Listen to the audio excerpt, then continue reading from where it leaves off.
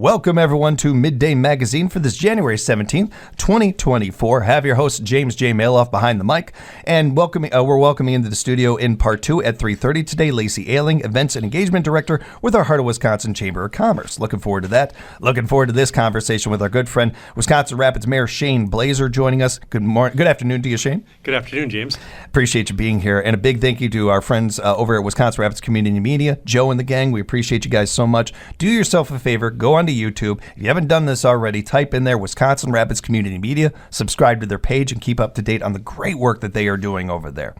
Shane, how you doing? I'm good. I'm good. Cold, but good. Yeah. Let's start with the cold, if you don't mind, sir. Yeah. Any snow updates? We finally got snow. Our workers out there did an amazing job over the last couple of weeks, removing that snow, getting the roads prepared for us. I hit the road pretty early, and the roads were amazing for me almost every morning this past couple of weeks with the snow. How's that been going? Yeah, our crews did a phenomenal job. We have a bunch of new people out there. We've had staff changeover over the year, and so we have new people operating new equipment. So it was a great practice and good run for those people. And yeah, I commented to the public work street superintendent that they've done an amazing job this year. It's just been phenomenal. The streets have been cleared, and they've been staying on top of it very well. How are we looking budget-wise? Budget-wise, it's pretty good. I was just talking with Pam, is that the snow plowing budget is kind of unique in being that we have money allocated for labor and cleanup. Well, if they're not plowing snow, they're doing something else. So a lot of times that money in the snow plowing budget will get shifted to other accounts because they're doing other work. So we still have to pay our guys. And so it's really, it's a placeholder, and at the end of the day, it may not necessarily be there, but it's good on equipment, and because it's a lot of wear and tear on plow equipment, and so by not plowing, it kind of saves on that end of it. And it's always interesting to hear kind of the behind the scenes of some of that stuff and how that works. I also think that clears up any kind of nonsense you might hear out there about budget this or budget that and everything. It really clears that up. That's interesting.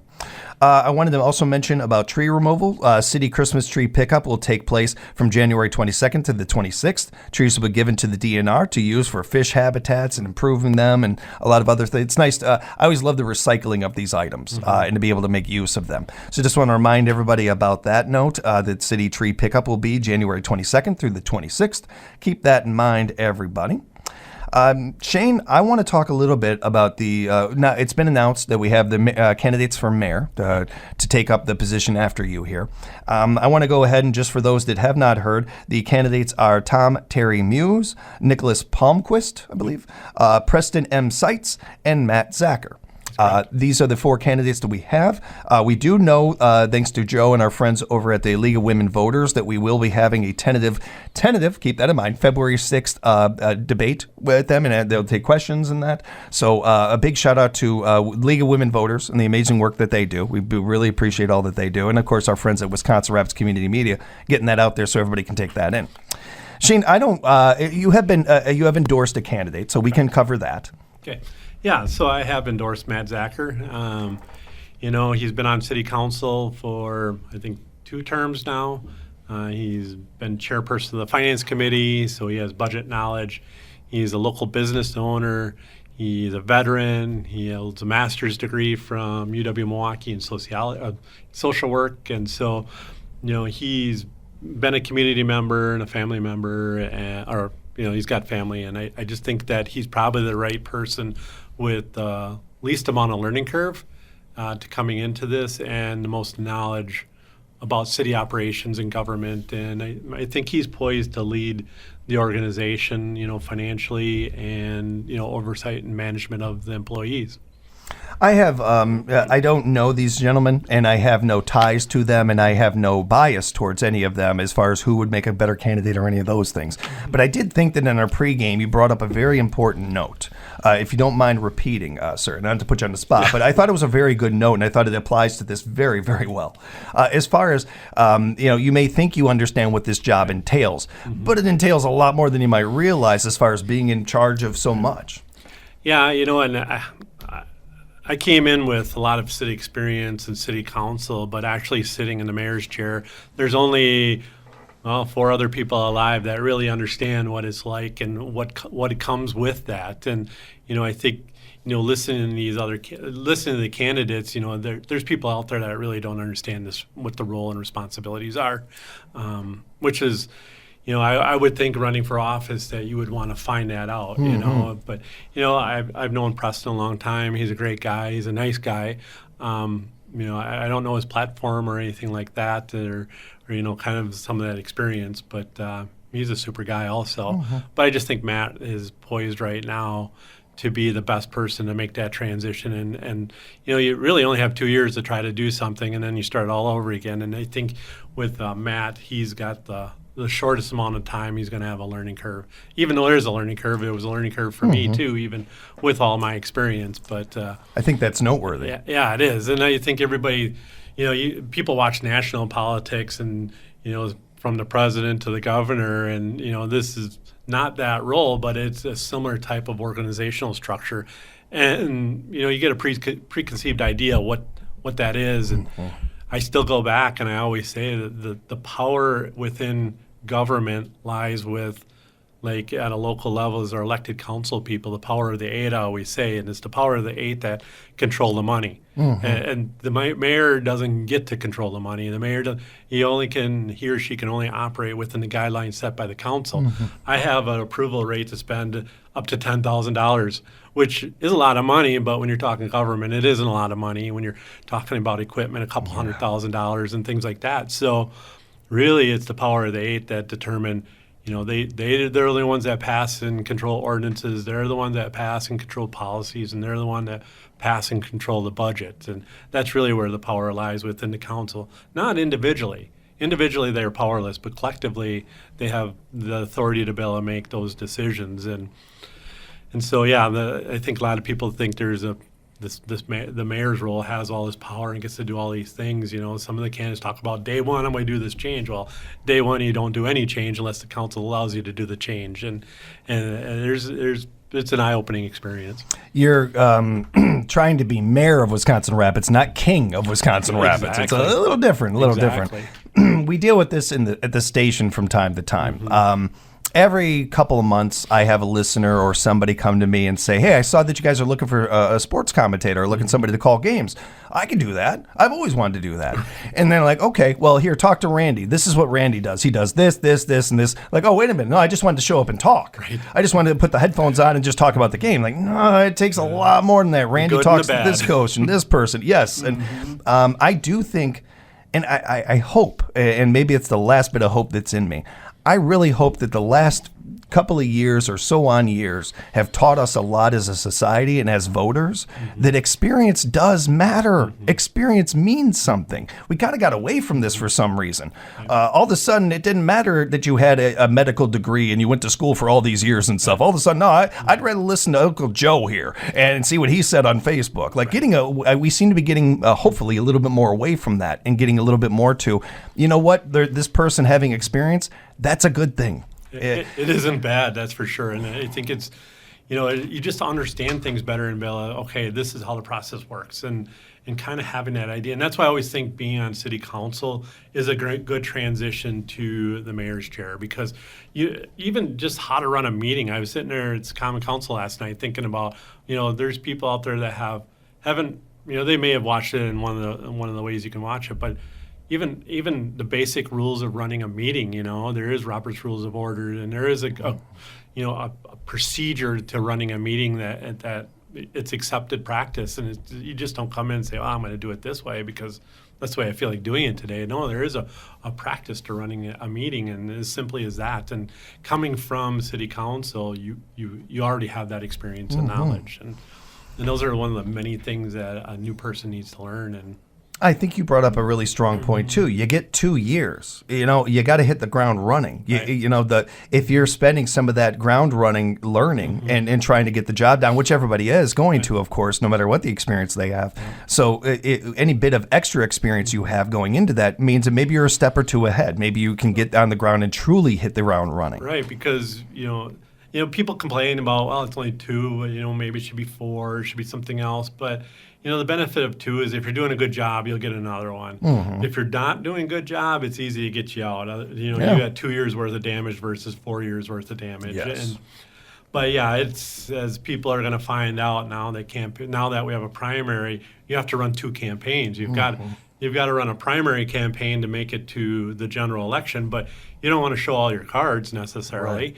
Right. So you've got to run and give enough information to be able to get through the primary, and then you start a full-on campaign again at the general election, where you kind of maybe drill down more on what your platform and ideas are and those kind of things, and maybe the primary is more on your own history and your own resume, and going forward from there. But yeah, it's a lot of work with 2 campaigns, and given the weather, trying to put out yard signs out in early February, it's not an easy task. I didn't even think about that. Oh, that's got to be rough. Seeing our candidates all out there, and just they get to 1 yard. That's about it. They like, okay, I'm beat. Like this is a lot harder than I thought. Yeah, and so there you got the expensive yard signs and just the sheer work, and then it's. Especially in the wintertime, you have to have people that are willing to help you and maintain the signs, because, you have knocked over signs or tipped signs.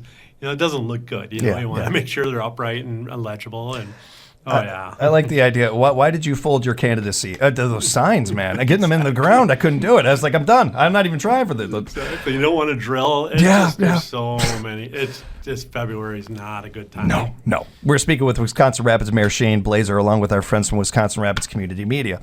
As far as the transitioning from the office to being a citizen again and just being in the day-to-day world and all that, for one, I got to tell you, and I'm almost positive Joe noticed this too. You look great, man. Like since you made this announcement, I feel like I've seen more life in your face. You've just seemed like you got a little bit more of your personality back. The Shane I first met and stuff. Like it seems like this is you're adapting well to this. Yeah, I people that know me that see me regularly, I go to the YMCA almost every day, and so I spend my lunch hour there and talk to people. But then I actually I kind of decided that I spend a lot of time at the YMCA, and I didn't make the progress I was hoping I would make. So I started seeing a dietitian at the hospital, and phenomenal. And so I've changed my eating habits, lost 35 pounds. Right on. I only drink water. I gave up soda and juice and milk. And so that's a lot to do with how I feel. I feel just night and day difference. And, just making some dietary changes and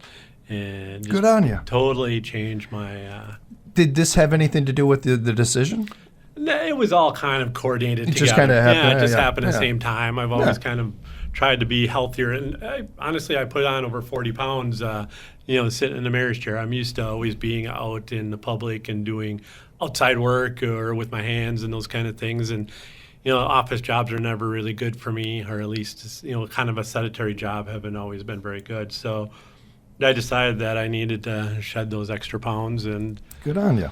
Yeah, so I feel good, and also it is stressful being in the mayor's chair, and I generally and have always cared about the employees and the citizens in Wisconsin Rapids. I'm from here. I grew up here, and like I always say, all of us go into, whether it be an elected position, not to do damage. We all think we want to do the right thing and hopefully make things better than we left it, and that's always the hope. And history will tell whether or not my 4 years here was worthwhile or not. You just don't know, and so.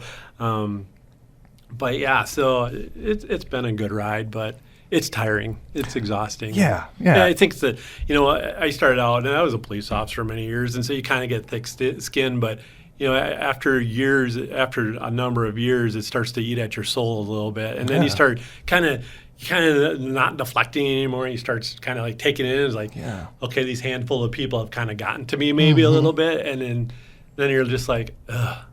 I don't need to do this anymore. It's kind of like I was good with it. And I hope that a lot of not only the people out there that voted for you, but the people out there that just listening in general to that, take that to heart and start to understand that we can. and any politician worth their salt wants to be held accountable. If they're good at their job, if they're a good politician, that they want to be held accountable. Yep. And there's a big difference of holding somebody accountable and being a whiny baby and just barking. There's a big, gigantic difference between those two things, and we need to get more back to being adults. And hey, I don't agree with this policy. I'm going to tell you I don't agree with it, like in the tone that I'm talking in right now, and being a whiny little brat that nobody wants to listen to, and nobody's going to hear you. So your point, whatever it is not even going to be heard. So what's the point of barking? Yeah, I know I saw on Facebook somebody's complaining about something. I don't know if it was retail in town, and they're like, hey, it's time. You can run for mayor if you want, or city council, and here's your opportunity. Yep. I have a lot of respect for people, especially these four. I may not all agree with them, but they're willing to step forward, put their neck out there, and put their platform and their ideas, and whether or not the community buys into it or not, they at least stepped up and are willing to put their money where their mouth is. And there's so many people out there that are willing to talk and not do anything about it. These four are willing to do something about it. And like I said, I may not vote for everybody, and I have different opinions, but I'll respect anybody that wants to run for public office, just because it is a challenge, and you're willing to put yourself out there. And you look at a lot of people are not willing to do that, and I agree. And so you got to respect that. Yeah, 100% agree with you. I think it's also a key to keep in mind. I was looking into this just over the data that we have over the last couple of years, and we've had a rise of people without political experience running for office. In some cases, because I came from this world and I feel like I can help this world. And then there's also the person looking for their 15 seconds of fame. And I think that it's important to keep that in mind with these candidates. They tell you who they are right away just by the way they answer questions. If they are not answering the question, if they're just giving you, live, talking head points and things like that, or deflecting or any of this stuff, or insulting, a lot of that will tell you right away. They don't know what they're talking about. They don't know how to do this job. They just want it for the fame. They just want it for reasons that aren't exactly right or going to help our community. Yeah, it's amazing. I'll listen. I try to follow some candidate pages and watch and read, and it's you feel like going, and I don't, but you feel like going out and correcting people, because what they're saying a lot of times may not be accurate. And unfortunately there's people that believe that, and that's where you almost want to. That's where I kind of feel like I almost want to correct people. It's like, no, that's not the case, but you can't do that. And so it's like you just said, James, it's important to understand what these people are saying and take it for a grain of salt and fact check and verify. Call City Hall if somebody's speaking about something in the city, or, saying, speaking financial numbers, or this is going on in the city, or, oh, this really bad thing's happening in the city and you need to be. Don't take their word for it. Call City Hall and call my office. I'd be more than happy to tell you, or confirm or deny it. And that's easier than, oh, okay, that must be true. And they said it on Facebook, and now it's true. And I've seen that already in campaigning, and it's unfortunate because there's misinformation already being spread. And so call City Hall. You show how much you care by doing that homework, by taking those extra steps, and not just that post that you see, but okay, well, that's interesting. That doesn't seem right. I'm going to look into that and see how much truth there is to that. This shouldn't be easy.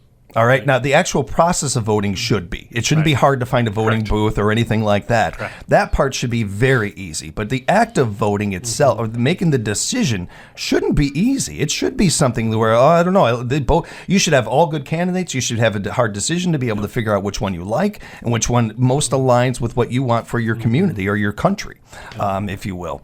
But do your homework on these candidates. And, I'm thankful that, Joe and his team and the League of Women Voters are putting on a forum again this year, because we haven't had one since Zach, Patrick, and I ran my first time in our primary. Yeah. So it's been a long time. And I think it's very important, because those are an opportunity to see the candidate, look at a candidate, and listen to what they have to say. And I think importantly, you start out with their resume. There's some candidates that are talking about their resume and their history, and there's other candidates that aren't. And it's like, well, why aren't you talking about your resume, what you've done up to this point? Forget your platform and your ideas, but what kind of quality of person are you and contributor have you done in your life up to this point? And I think that's important. And that's what I look for initially when I look at candidates. And agreed. And so I haven't seen a lot of that from some candidates. And so that's where I start dwindling my choices down, is on a resume, get a couple of candidates and choose their platforms from there and listen to their platform or their ideas, and then make my choice. But thankfully, for having a forum again this year, we'll be able to also see the candidates and hear them, and then have questions posed to them that, how good are they at thinking off the cuff, and be able to answer some questions and be able to see how they respond to them. Yeah. We have reached out to all the candidates, and we have welcomed them on the air with us, as we have done at WFHR for decades. So looking forward to them joining us and getting to know them a little bit more and talking with them. The 2024 election spring primary is February 20th. That's so weird for me. It's my birthday. It's so weird. It's such an interesting thing. Again, you can find out more at wirapids.org about this. Wards 1 through 10 will vote at the Centralia Center, and wards 11 through 27 will vote at the former East Junior High School field house. Again, wirapids.org is where you can find out all this information. Yep. And if you got any questions, call the clerk's office. She's very knowledgeable. Her, Jennifer and Sue will be able to assist them on any voting. We always hear all these things about clerks and stuff. And as a former clerk, there isn't a single clerk that wants the election to be all messed up. They want it to show up and everything goes smoothly. There's no questions. And so, at least I can only speak for Wisconsin, but there's a lot of checks and rechecks and behind the scenes that go on to make sure that I'm not voting Wisconsin Rapids and I go out to Grand Rapids and vote. And it may not be caught that day, but it will be caught and you'll be prosecuted. And so I can only speak for Wisconsin, but our clerk's office does a really good job, and they want to have a successful election. It's important to keep that in mind, and it's important to note too. Appreciate that. I wanted to wrap up just talking a couple of little minor things with you. The planning of the River Odd exhibit at the Municipal Zoo. I know that's coming up, and it's exciting. We're looking forward to that. Yeah. So Park and Rec has decided or has agreed to explore, pursuing this as a possible exhibit. So staff right now is gathering numbers. They've got kind of a rough design. And, if that's something that can come together, we've been fortunate enough. We received a very large bequeath from a family for doing new exhibits. So there's money there to do hopefully this exhibit. And I know they're reaching out on some grants, but it would be a year-round exhibit, so during the winter, there could be a couple of days open where people can go and see the otter swim and stuff like that. But so they're in the plan. They've kind of got a plan, and now they're getting up some numbers. But if this come through, it'd be pretty phenomenal. I think it'd be great for our zoo too. Here's hoping. Go along with the prairie dogs. They're absolutely be coming in the spring, and that'll be fun to watch. We love our zoo, and when they open their doors again, visit the Municipal Zoo right here in Rapids, just a block or two away from us right here. And encourage you to do that, and encourage you to find out more again about a number of the things that we've talked about with the mayor today. Shane, if people have follow-up questions and want to know more, how can they reach you? Yeah, the easiest is call my office, 715-421-8202, or you can email us at mayor@wisconsinrapids.org. And again, encourage you to follow along with Wisconsin Rapids Community Media, like and subscribe to their Facebook and Instagram pages. Find them on YouTube and subscribe to their page. You are not going to be disappointed. Appreciate you, Joe. Appreciate your team over there. And Mayor, always good to talk to you. Thanks, Shane. Great seeing you too, James. We'll talk again next month. Definitely. And we'll be back with more Midday Magazine right here at 97.5 FM, 1320 AM, WFHR. We are locally grown radio.